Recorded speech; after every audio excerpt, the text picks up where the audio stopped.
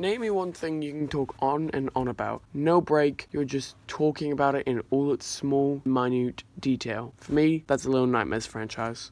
The only other thing that I could say comes close that I can talk a lot about is probably Subnautica. However, there's already a lot of Subnautica content all over this platform, so Little Nightmares it is. I'm mainly talking about the second game because it had a lot more creators, therefore it's a lot more fun gameplay. And I do generally prefer the story. Now I could sit here and discuss all the little details like how Thin Man always shakes his arm when he comes to capture you, but only shakes his head when he captures Six because he's agitated looking at her. But people have talked to death about this game. So to me, I feel like I would rather talk about what I want out of Little Nightmares 3, which is coming in 2025. We start off with what one could say is a bit of a controversial pick. I would like the third game to have nothing to do with either the previous two games and maybe the fourth or fifth one to tie it back together, because we've had Six in the past two games and she's, as we know, free off the mall. So I feel like bringing her back would be a bit of redundant. And people who want Mono escape the loop, the way the Little Nightmares 2 works is the final way it works, and I hope it stays that way because it's probably one of the best endings they could have done for the second game. Oh, so I'd like them to do a giant plot twist we didn't see coming, like Mono being the Thin Man or Six letting us go and drop us into the abyss, like they did in the second one. And maybe a bit more shock factor like in the first one. You know, when like Six ate a gnome alive. That was pretty weird.